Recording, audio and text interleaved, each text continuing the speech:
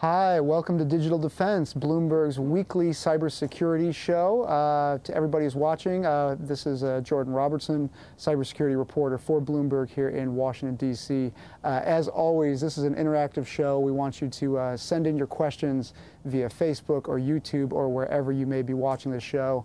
And this week's show is going to be on a part of the Donald Trump Russia intelligence memo that pretty much nobody's talking about, probably because there are so many salacious allegations in that memo. It's kind of hard to pick, a certain set of them to focus on. Everybody's been talking about the sex tape, the alleged sex tape. Everybody's been talking about, the allegations of President-elect Trump's relationship with Russia and communications with Russia. But for this audience and for this show, I felt it might be really instructive to go to the last 2 pages of that memo, which everybody's heard about at this point. But the last 2 pages are something that not a lot of folks have been talking about, and they detail the alleged way that the Trump campaign and the Kremlin, dealt with the hackers that were, purportedly, hacking the DNC and leaking emails and things like that. And I found it really interesting because it really gets to the heart of something. Whether we may never know exactly what happened and whether those allegations in that memo are true or not, but we do have an interesting data point from some of our previous reporting about ways election hackers are actually paid. And some of it tracks pretty closely with what was outlined in this memo. So I want to bring this up for you. Again, these are the last 2 pages of that infamous memo on Trump's alleged ties with Russia. And you see here that this is some intelligence gathered by the individual who prepared this dossier, and it talks about this infamous meeting, which Trump's campaign disputes ever happened in Prague between a lawyer for his organization, and Russian intelligence officials.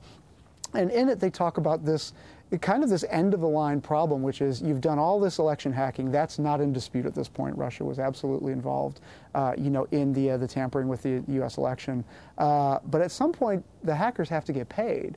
And this is kind of a logistical problem because it's not like you just write a check to the election hacker. You can't just say, here, for election hacking in the memo section. So you've got to figure out, how do we pay these people? And how do we keep them quiet? And how do we prevent them from being arrested in case, U.S. intelligence, identifies them?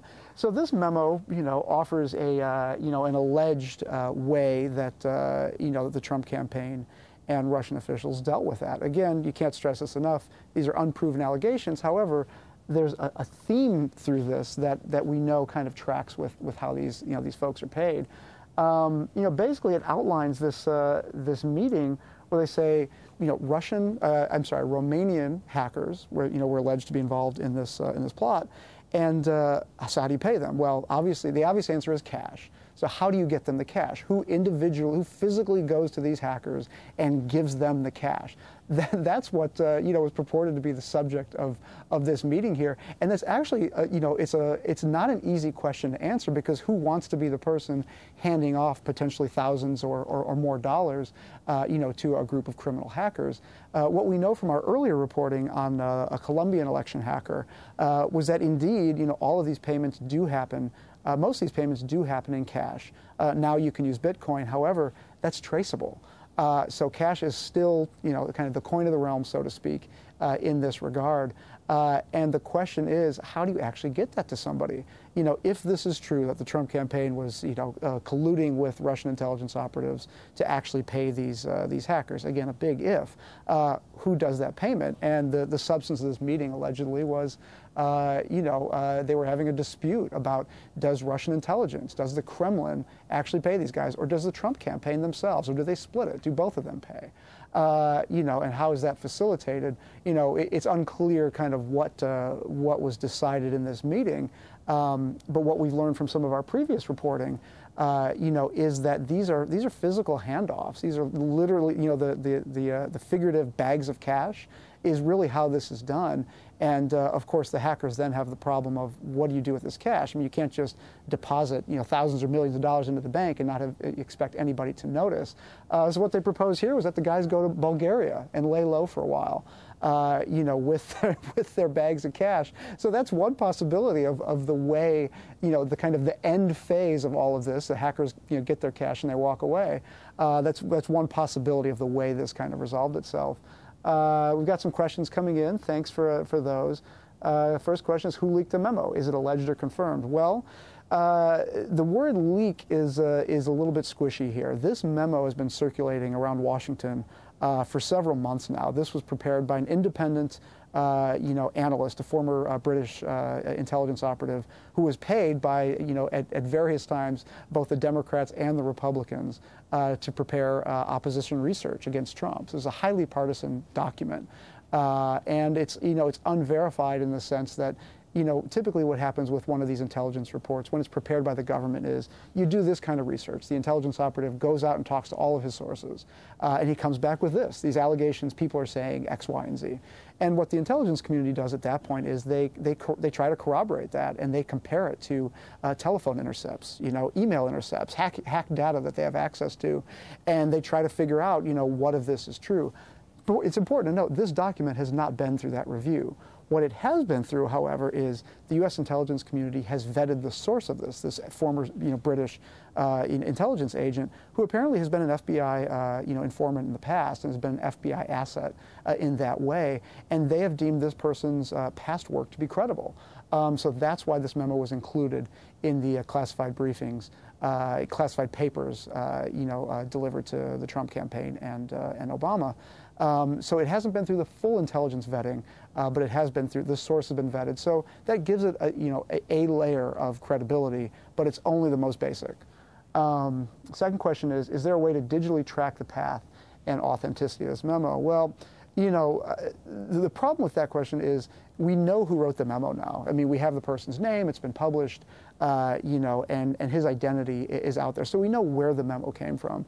The more interesting question is, who's talking to that individual, and do they have reason to lie? Are they credible sources? Obviously this individual believed them to be, but it's not exactly a verifiable standard. So we know exactly where the memo came from and which firm it was, and that person's name is out there now. But in terms of the question of is the information inside it accurate, that's a question that no digital forensics will get you. I mean, the only way to answer that question is for law enforcement now, frankly. I mean, it's the FBI's obligation at this point to investigate these, these claims of collusion between, the president-elect and the Russian government, in which case, if any of this is proven, you're talking about serious criminal statutes. And so that's who's going to be that's who's going to be investigating this now. And, part of this that I find fascinating is that, in hacking, we tend to talk about these things as if they're these kind of magical things that just happen. I mean, the hacks themselves are very sophisticated, very high-end. You log into your computer, your data's gone. But at its core, hacking is a series of kind of very ordinary logistical steps to get you to the end goal, which is this kind of spooky, spectacular hack that happened here in the U.S. And what's funny about these memos to me, and I'll show you another screen, is that if any of this is true, it points to really how mundane some of the aspects of hacking can actually be. Again, logistics, are a key role. Logistics play a huge role in this because, again, people need to get paid. You can't just do a bank-to-bank transfer, and figuring out how to do that is fundamental to how this all works. People don't just do this out of the goodwill of their heart, especially not criminal hackers. It's all about money, whether you're working for an intelligence service that pays you or whether you're, an outside criminal who's doing this for the cash. Those logistical headaches, present themselves in any business endeavor, including hacking the U.S. election. A couple more questions here, which are really good. Is this blackmail? Well, certainly that's been the suspicion that's been, dogging the Trump campaign, ever since some of his sentiments towards Russia have been expressed. It's not the normal response, to what's widely viewed as, a hostile, threat, to the United States. So there's always this idea of, and Russia's very, very good at this. Any compromising material they can get on you, it's much more valuable held back. It's much more valuable when they haven't released it. and especially for a person as high profile as the President of the United States. If you have compromising information about that individual, the last thing you're likely to do is release any of it, because it's just so much more valuable unreleased. So in that sense, if any of this is true, then it's absolutely blackmail, and it's blackmail of the highest order. Again, we don't know if it's true, but if it is, one of the most kind of spectacular examples of blackmail, really ever seen. Next question here is, there are claims that this memo was done by a, quote, prankster.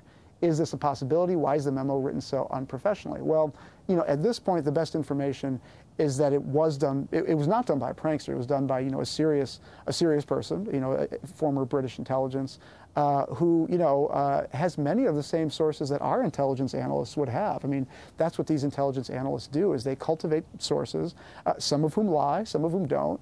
That's the job of the intelligence community to figure out kind of what's truth and what's fiction, and then run it through these series of tests. So as for the writing, I think what the question is referring to is, the fact that this information isn't backed up with evidence.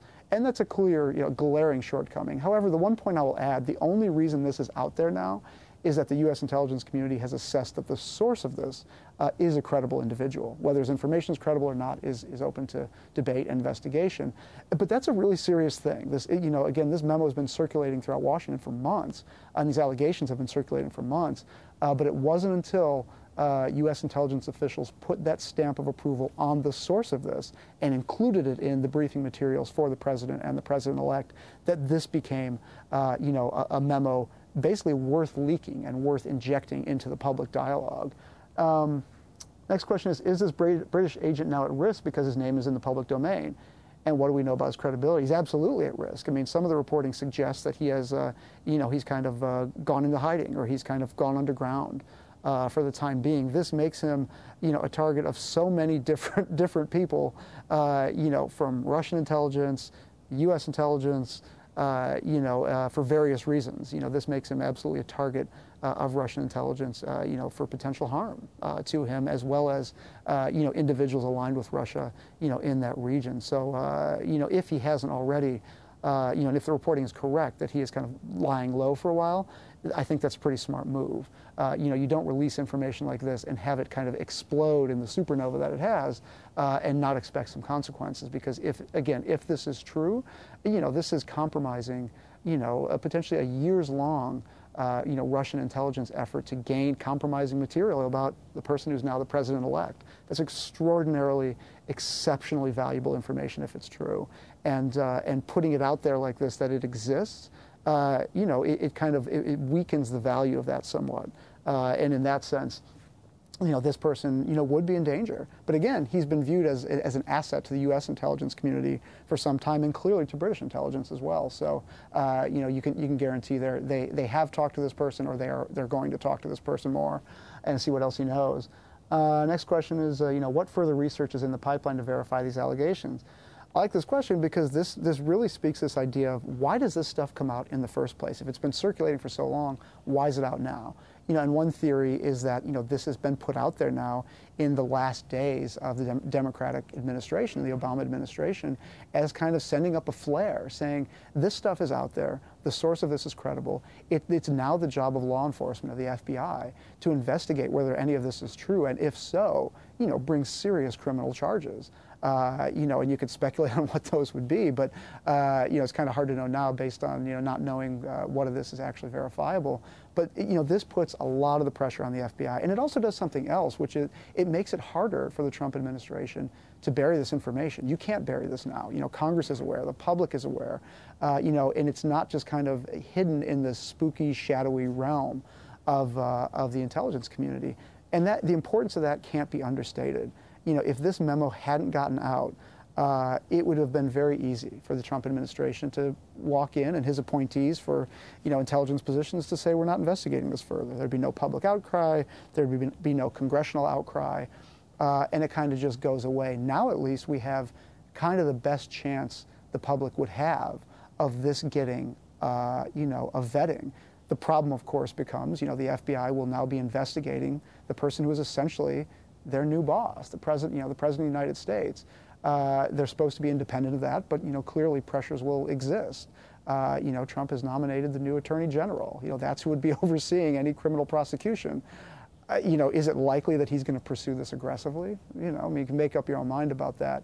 But at least now the information and the allegations are in the public realm, and law enforcement will have a duty to both the public, and will be facing, very intense questions from Congress about what they're doing to follow up on this. How does this information transmit from government officials to citizens and or media personnel? Well, what you're seeing here is a pretty rare example of, information that, our suspicion is, the intelligence community has some value in getting out there. Again, for all the reasons we just described. It's, if this information had not made it into President-elect Trump's, intelligence briefing in any form or fashion, it doesn't have the stamp of approval in that way that the media would need to kind of publish it. Again, media organizations sat on this thing for months. So the method of transmission that you have there is kind of an indirect one. You have a memo that's sitting inside news organizations and inside, political organizations for many months, but it can't get out without some sort of signal, as it were. And that signal that went up was, these tips to CNN, which broke the story, that this information was included in those intelligence briefings. So you've got this circuitous path of, once that piece has been confirmed, the media organizations over here are able to kind of unleash the document. And BuzzFeed and NBC and CNN, they've caught a lot of heat from the president-elect for reporting on, disclosing these documents. But the fact of the matter was, the director of national intelligence, came out with a statement saying he'd contacted, Trump and had a discussion and said this wasn't the intelligence community leaking that. That memo is really interesting because it does two things at once. One, it validates that this memo is actually real. This was included in the, in the intelligence briefing, and this isn't just some made-up thing. This is something that the intelligence community is looking seriously at. And it's a way to say, it's a way to, kind of truthfully say, this was not an intelligence community leak. You didn't have to leak this. This was already out there. The media just needed a signal, kind of that it was okay to publish, so that there was reason to publish this and reason to investigate further, and that it wasn't just some kind of fantasy.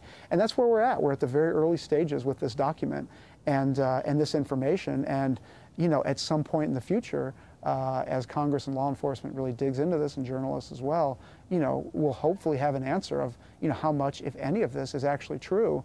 But that's an answer that is not likely to come for some time. So I want to thank everybody who's watched, everybody who's submitted questions. We really appreciate you watching. Again, this is a weekly show, so we'll be here at the same time next week, discussing both topics of the day as well as kind of news you can use in the cyber realm.